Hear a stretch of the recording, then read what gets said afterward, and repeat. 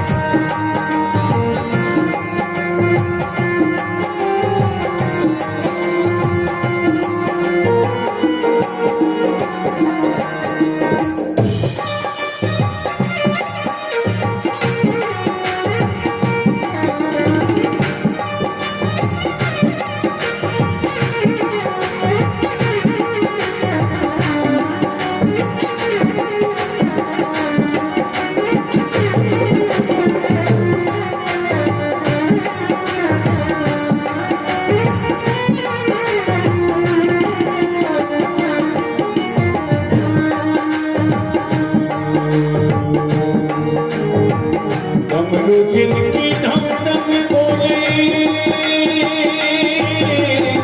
अगम पिचम के बेदी खोले, अगम पिचम के बेदी खोले, अगम पिचम के बेदी खोले, अगम पिचम के बेदी खोले। डमरू जिनकी धम धम बोले अगम पिचम के बेदी खोले, अगम पिचम के बेदी खोले।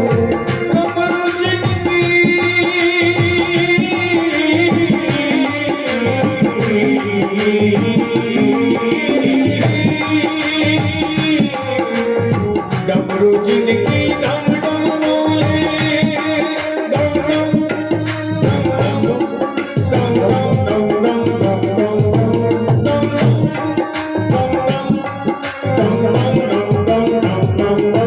डम। डमरू जिनकी डम डम बोले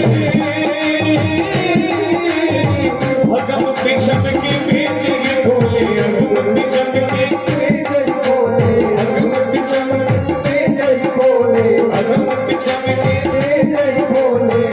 फौजी ऐसा डमरू बजाने वाला कोई नहीं, ऐसा डमरू बजाने वाला कोई नहीं। बोले नाथ से निराला शिव, सबसे निराला तुझा कोई नहीं। बोले नाथ से निराला शिव, सबसे निराला तुझा कोई नहीं, कोई नहीं।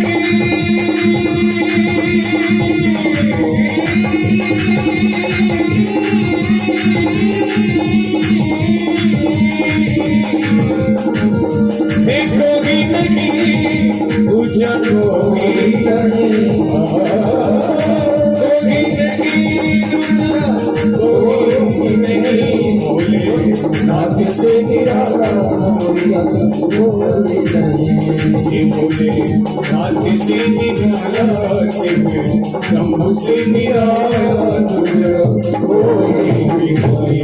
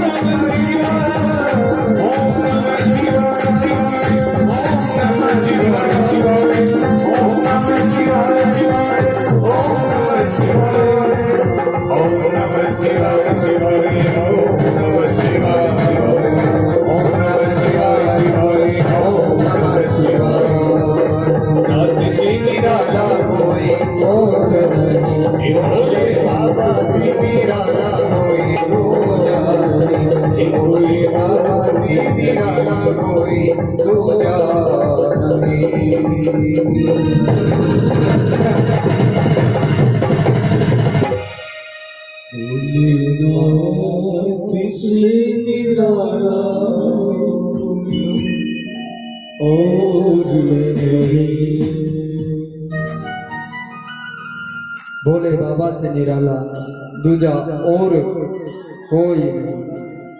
और भोले बाबा ने जैसे ही चौथे दिन ओम नमः का उच्चारण बंद हुआ और उस सुख ने, उस तोते ने ओम नमः का उच्चारण किया और 7 दिन की कथा हुई। जैसे ही कथा पूर्ण होती है तो कहते हैं, जयकारा लगाते हैं, बोल श्री बाल कृष्ण लाल की, बोल श्री सांवरिया सेठ की।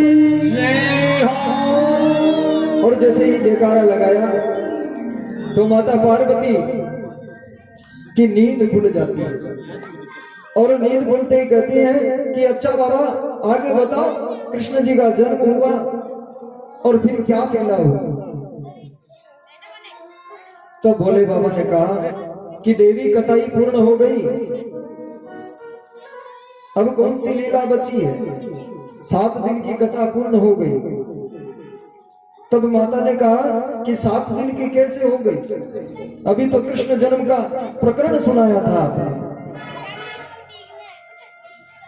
तब भोले बाबा ने कहा कि देवी ये फिर कथा कौन सुन रहा था, क्योंकि मुझे ओम नमः का उच्चारण बराबर आ रहा था। तब भगवान भोलेनाथ ने कहा, और इधर उधर देखते ही एक तोते पे नजर पड़ी और जैसे ही तोते पे नजर पड़ी तो तोते को मारने को दौड़े हुए, कहने लगे कि चोर तू रुक जा, तूने चोरी से मेरी अमर कथा सुन ली। और उस तोते को मारने के लिए भोले बाबा उसके पीछे दौड़ने लगे और तोता आगे आगे, भोले बाबा पीछे पीछे। और तोता पहुंच गया वेद व्यास ऋषि के आश्रम और वहां वेद व्यास जी की पत्नी ने जल पीने और जैसे ही मुंह खोला उबासी ली और उसी उबासी के साथ जो है तोता, जो पक्षी का बच्चा था, वो उनके गर्भ में चला गया और गर्भ में जाकर स्थित हो गए।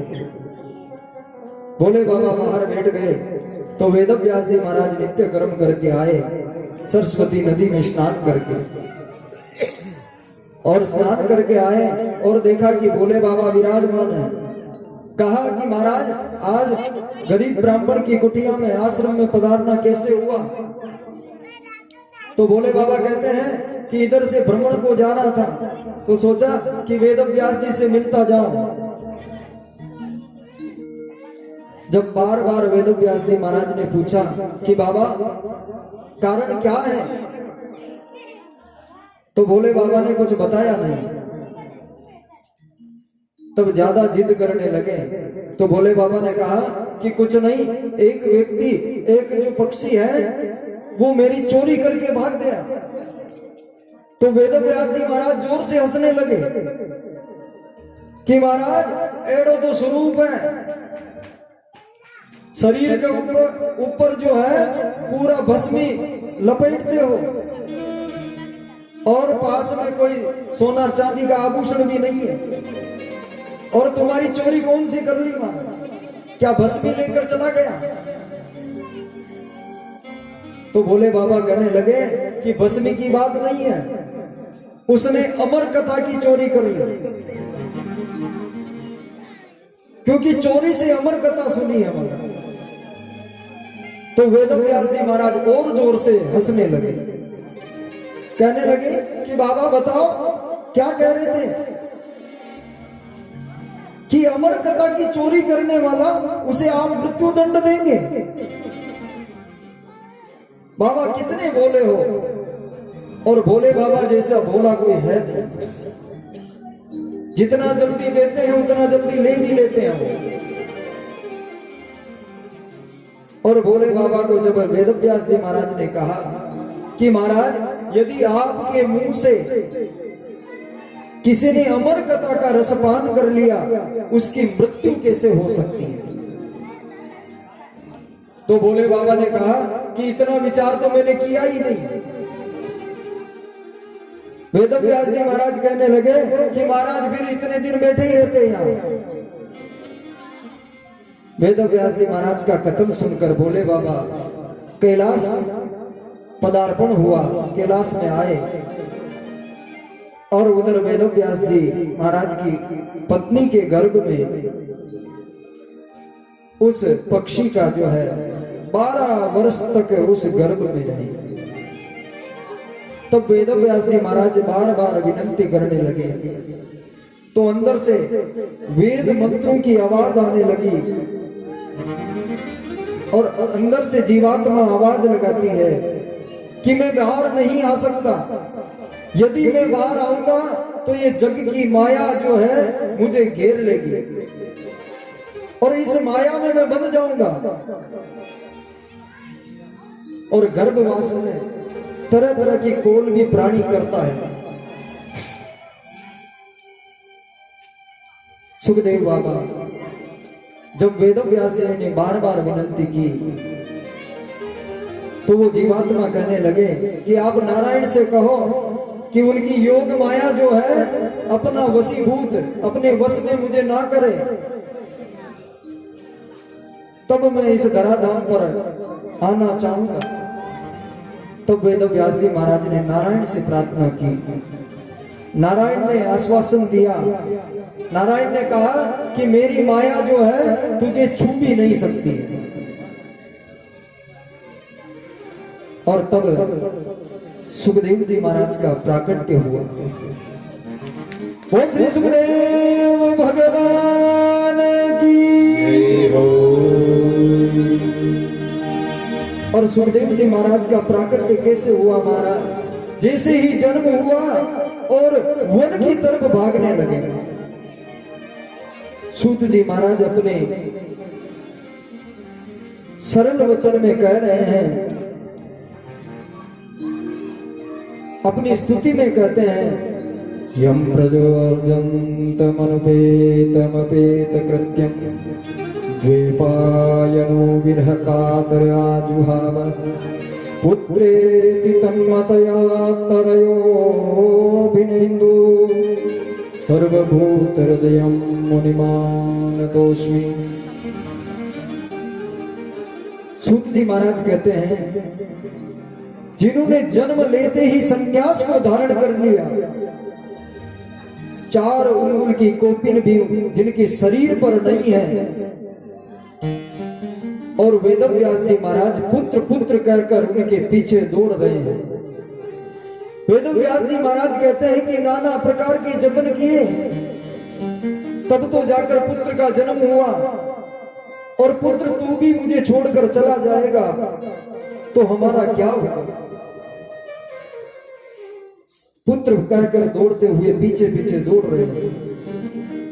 तब वृक्ष, धरती माता, पृथ्वी माता, वृक्ष, पशु पक्षी सब वेदव्यास जी महाराज को कह रहे हैं कि महाराज चिंता करने की कोई आवश्यकता नहीं है, क्योंकि यदि पुत्र पिता की आवाज से सुनकर भी अनसुना कर देता है तो पिता को समझ लेना चाहिए कि जरूर कोई हमारा पूर्वज, हमारा दादा परदादा मेरे पुत्र के रूप में मेरे घर में जन्म हुआ, इसलिए मेरी बात नहीं सुनता, क्योंकि संतोष तो करना ही पड़ता है। आजकल यदि पुत्र को पिता कुछ भी समझाते हैं तो पुत्र कह देता है कि तुम्हारे जीवन में किया ही क्या है महाराज, तुम बैठे रहो, हमें उचित लगेगा जो कार्य हम करेंगे। तब पिताजी को समझ लेना चाहिए कि ये जरूर कोई ना कोई मेरा ही पिताजी है, इसलिए हमारी बात नहीं सुनता, और ऐसा सोच कर मन में संतोष कर लेना चाहिए। यदि संतोष नहीं करेंगे तो आत्मा दुख पाएगी, और दुखी होकर क्या होगा? शरीर जर्जर अवस्था को प्राप्त हो जाएगा, शरीर में रोग उत्पन्न होने लगेंगे। यदि हम किसी के बारे में सोचेंगे, जितना जिसके बारे में विचार करेंगे, उतना ही हमारे जीवन में कष्ट उत्पन्न होने लगेगा। देखते हैं कि गांव में यदि कोई किसी बात से कोई चिढ़ता है तो व्यक्ति विशेष उसे ज्यादा चिढ़ाते हैं। यदि वो चिढ़ना ही बंद कर दे तो उसे चिढ़ाने वाला कोई मिलेगा भी नहीं। और जब भी कोई ऐसा कार्य करते हैं, धर्म कर्म का कार्य करते हैं, तो कई सारे लोग उसमें भी अपना आधा नहीं तो थोड़ा ही, थोड़ा नहीं तो ज्यादा मौका मिल जाओ तो डबल भी करके लौटा देते हैं। सीताराम। मन से सपोर्ट करना तो दूर की बात, मन से साथ देना तो दूर की बात, लेकिन उसके अंदर अपना और मिक्स कर देते हैं। तो उसी प्रकार से वेदव्यास जी महाराज आवाज लगाने लगे तो सुखदेव बाबा उनकी आवाज को सुना अनसुना करके जाकर वन में जाकर गुफा में विराजमान होकर तपस्या करने लगे। तब सोनकादि ऋषि के 6 प्रश्नों का उत्तर देना था कि जब भी शिष्य से कोई प्रश्न पूछता है या किसी संत से कोई प्रश्न पूछता है, यदि प्रश्नों में दम है तो सबसे पहले अपने गुरु का ध्यान करता है। आदरणीय सूत जी महाराज ने अपने गुरु का ध्यान किया। गुरुदेव में आप हो, आप बड़े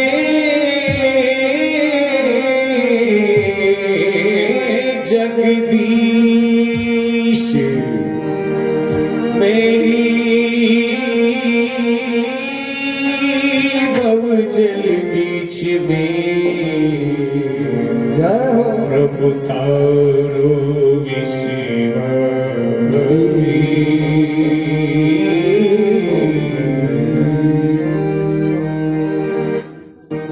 मुझ में अर्ज करावो गुनाथाने जी,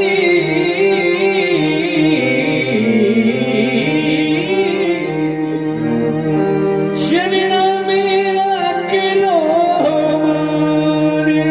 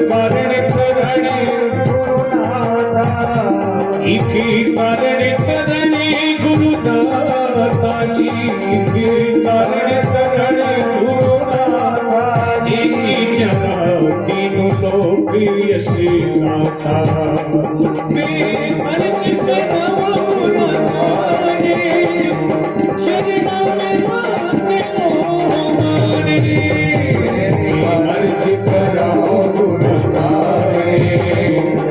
शरणों में राखे लो हमारे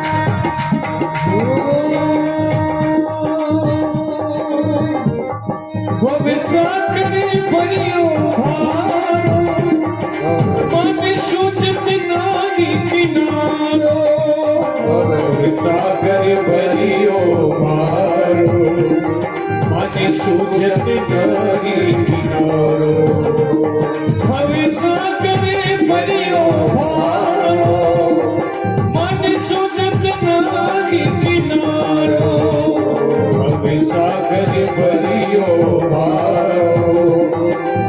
सूचत हे गुरु कट में दया विचारो गुरु कट में दया विचारो हे जी गुरु कट में दया विचारो गुरु कट में दया विचारो जी मने कर दो भव से मारो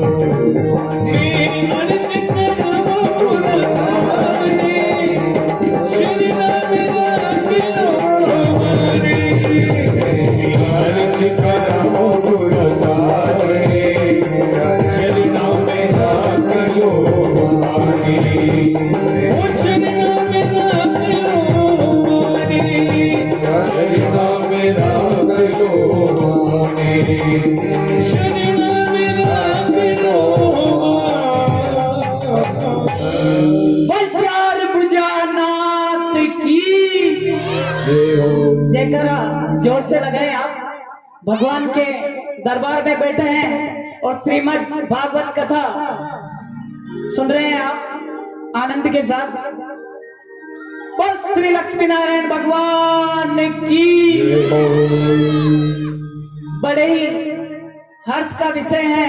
श्री लक्ष्मी नारायण भगवान के तत्वधान में कथावाचक आचार्य विकास वशिष्ठ के मुखार बिंद से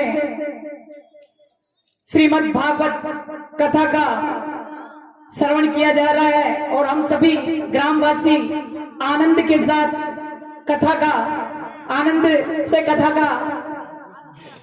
आनंद ले रहे हैं।